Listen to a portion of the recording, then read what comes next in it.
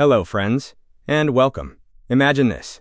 An attacker types a single web request, presses send, and gains the ability to run any code they want on your server. No login, no plugins, no misconfiguration. Just a stock WordPress site. That is exactly what happened on July 17, 2026, when security researcher Adam Hughes at Searchlight Cyber disclosed a flaw called wp2shell. It affects default installs of WordPress 6.9 and 7.0. And it lets a completely anonymous visitor execute arbitrary code on the underlying server. That is called remote code execution, or RCE, and it is the most severe outcome in web security. WordPress runs on well over 40% of all websites globally, according to W3Techs, so we are talking about an enormous number of real sites. In this video, we are going to break down exactly how two separate bugs combine to make that possible, and what it means for security. Alright, so wp2shell is actually not one bug. It is a chain of two. The first is CVE-2026-60137, a SQL injection flaw hiding inside WP query, the core WordPress class that builds almost every database query the platform runs. On its own, it is a serious but bounded problem. The second is CVE-2026-63030, a route confusion bug in the REST API batch endpoint, the path you reach at /wpjson/batch/v1. On its own, also bounded. Here is the interesting part. Chained together, they produce a pre-authentication remote code execution attack that WordFence scored at CVSS 9.8, which is near the maximum.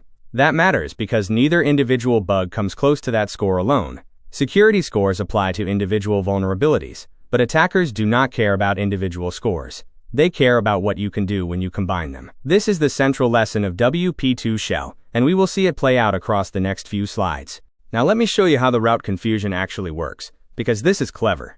WordPress's REST batch endpoint lets a client bundle several subrequests into one HTTP call. Internally, the function that handles this builds two parallel arrays side by side.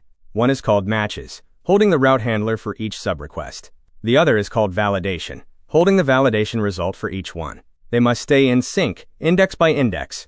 The attacker sends a batch request, where the very first subrequest has a deliberately malformed path, something that causes WordPress's URL parsing function to fail. When that happens, a parse error object gets appended to the validation array, but not to the matches array. Now the two arrays are one slot out of step. When the dispatcher later iterates through the batch using a shared index, each subrequest gets handed off to the wrong handler, the one belonging to the next subrequest in line. That means the authentication check from one handler is applied to a completely different request, and the door to WP query opens without credentials. Next, let us see what an attacker does with that open door. With that open door established, here is exactly what the attacker walks through. The confused handler context strips away the authentication check that normally guards WP query. Now the attacker can send a crafted subrequest that passes a malicious value into a parameter called author_not_in. In a normal, properly guarded request, that value would be sanitized into a list of integers, user IDs to exclude. But here, the raw attacker-controlled string flows straight into the SQL query that WordPress builds and sends to the database. The attacker can inject a condition that makes the database return every row they want, including the table of WordPress users. That table contains admin account names and their hashed passwords. Once those hashes are dumped and cracked offline, the attacker logs in as an administrator and uploads a web shell, a tiny PHP file that runs any server command they type. Here is the uncomfortable truth about open source security. The moment WordPress shipped the emergency patch on July 17th, it simultaneously published the exact location of the bug. Because WordPress core is open source, both the old version and the new version sit in public archives. Any developer and any attacker can compare them line by line. The fix for CVE-2026-60137 is a one-line change. WordPress added a call to convert each author ID into an integer before building the SQL query. That single added line is a perfect arrow pointing at the vulnerable code.